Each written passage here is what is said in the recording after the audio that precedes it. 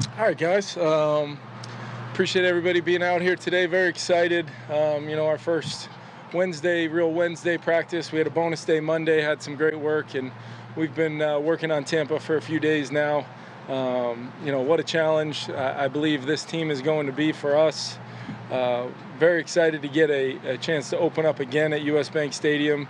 We came out the right way a year ago, and I think our players are confident to try to go out there and play a good football game and a clean game. And we know it's going to be very competitive. I've got so much respect for Todd Bowles, defensively what he's done in this league for a long time, but just in general, when you flip the tape on of their entire football team, how hard they play defensively with the speed and the front that they play with. They've got a great secondary on the back end, and I know they're going to do some things interesting on offense to really get into that kind of attack world. I think their OC's got some history with, folks that I've coached with before who I know are great coaches, and he's been a guy that's been prepared for this for a long time. So we've got a heck of a challenge across the board.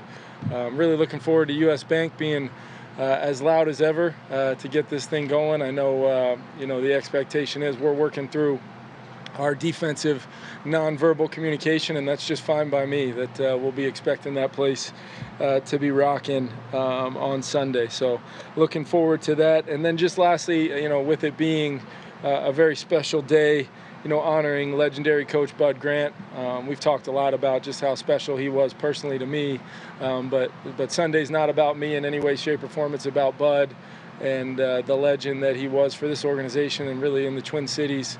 And I hope we can celebrate that multiple ways. I know our players and coaches will be wearing the patch that I have on my hat, and ultimately just use Sunday as really a celebration of everything that Bud Grant was and will always be to the Minnesota Vikings and the Twin Cities. So very much an important thing for me to mention there, and I hope that the Grant family and all the Vikings legends that will be here really get a chance to come together and really celebrate him, rightly so, right there at a Minnesota Vikings home opener. So just injury update for you guys. Troy Dye will be the only player we will list on the injury report with an elbow, but he will be a full participant and expect him, barring any setbacks, to participate in the game on Sunday.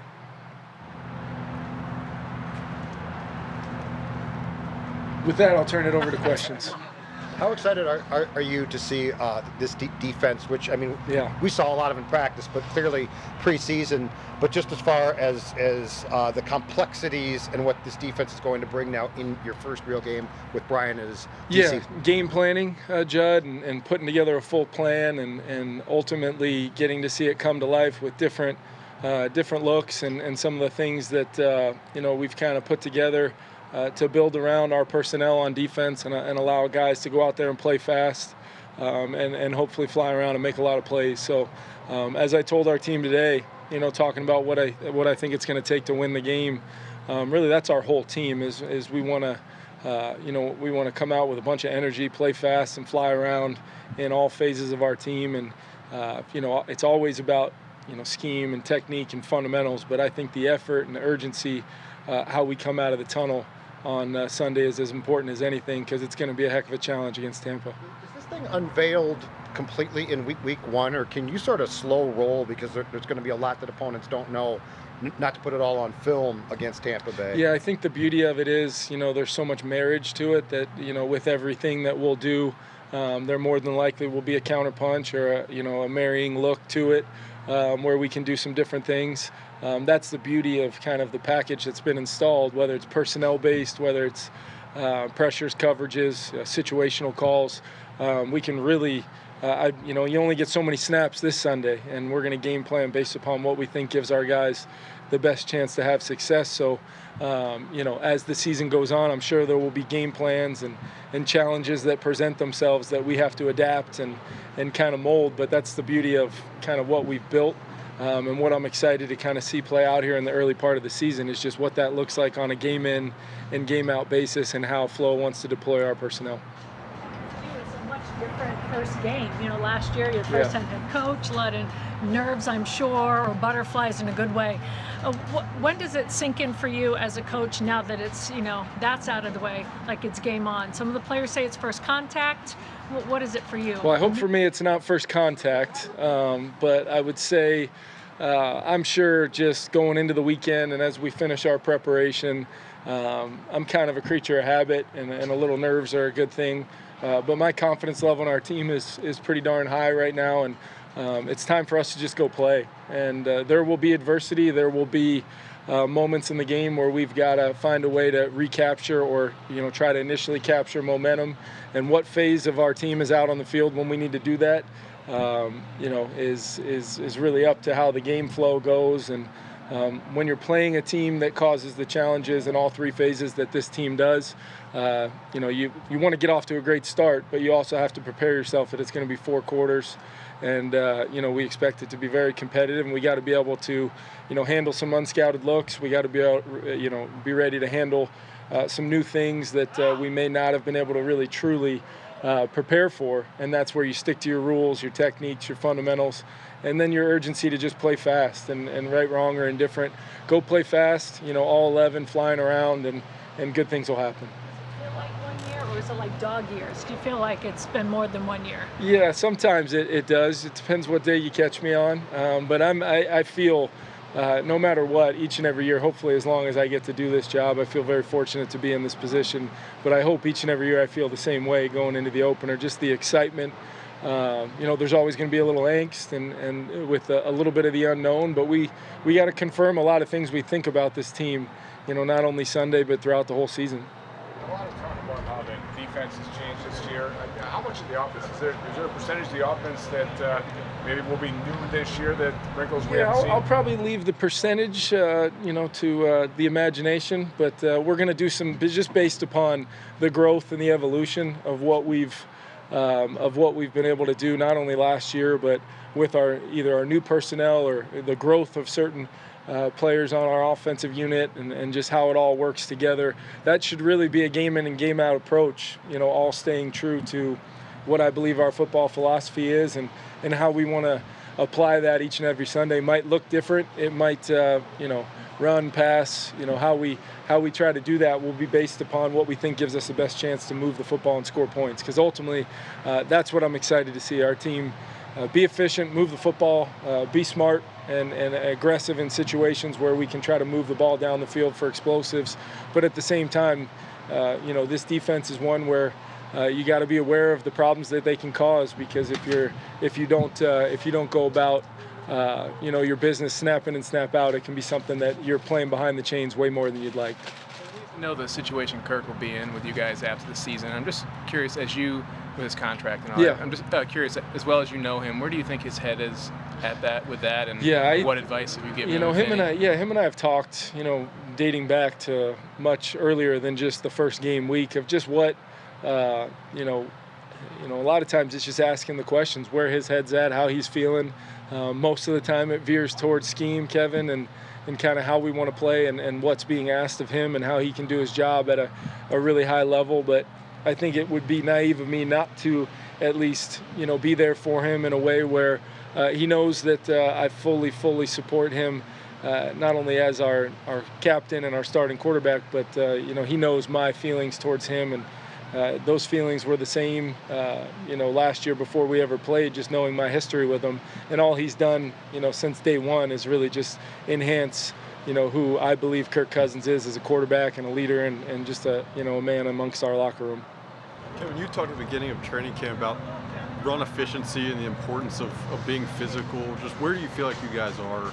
I think once again, to be determined. We can talk a whole lot about it. We've got to go out and execute, and against one of the better fronts, you know, in football to try to run the ball against. And we know it's going to be a challenge, but we've tried to build our team through the joint practice work, through really maybe the most competitive Vikings on Vikings work that we've had, and hopefully you come out of that feeling a confidence level mixed with the preparation that we'll finish up this week with, feeling like we can go play and apply some of the things that we've talked a lot about. As much as we've talked about it, you can imagine how much we've talked about it inside this building and in the meeting rooms and on the practice field.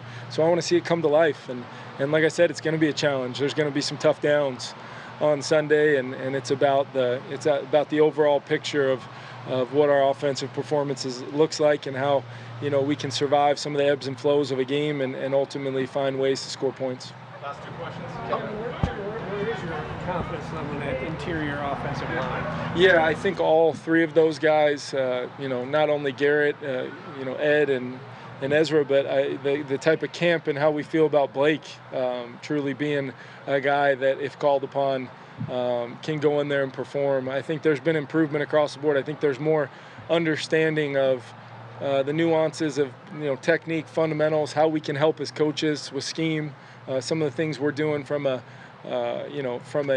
philosophical standpoint of how we're allowing those guys to play with a little bit more clarity, confidence, and be that much more decisive with their initial steps and their initial movements, getting significant first touches and trying to allow that to end with a clean pocket and efficiency in the run game. But like I said, there's going to be some snaps. It's not one of those things where the expectation is we're just going to be able to block everybody clean all season long, but the hope is that we have improved. We can limit some of those negatives in the run and pass game that kind of set us behind the 8 ball last year in certain points of the season. And then it's just about consistency of, can we go do it and figure out ways, both schematically and our players just playing to their standards of how we can go be competitive every week. You go about off of Kevin's point, like with Kirk or TJ or Daniil, what is your philosophy about being involved in contracts? Because clearly the roster construction is going to involve you, but it doesn't really do you much good to be a bad guy in a contract negotiation. So how do you balance that? Yeah, I think the balance is communication and making sure that I will always do my best to keep those lines of communication daily, open, honest, and allow the player to go through their process with their representation and Kwesi and Rob of what that looks like. My role in that is just to continue to make sure that I'm a positive tool for both sides and really look at it as how do I in my role help to make sure that we get to a good place, and that could be a lot of different outcomes. I'd prefer all of them to be outcomes where the guys that are you're speaking of and so many players we have out on this practice field today, I want them all here as long as we can. But it's one of those things where that side of it has to play itself out, and the way we like to treat people, the way we like to communicate and make sure it's daily, make sure they know they're a major focus of our whole organization. And then we just work through the intricacies of it to try to see if we can get something done. But throughout that whole process, the communication from me is one where I hope all of our players feel like my door's open, they can come talk to me about it, and I'm going to give them my honest opinion if they ask for it. If they don't, I'm probably still going to give it to them anyway. But in the end, it's about them feeling good about the overall process. So when things do get done, they're excited about it, and they're excited about being a Minnesota Viking for a long time. Thanks, everybody. Thanks, guys. Practice access until 2:40.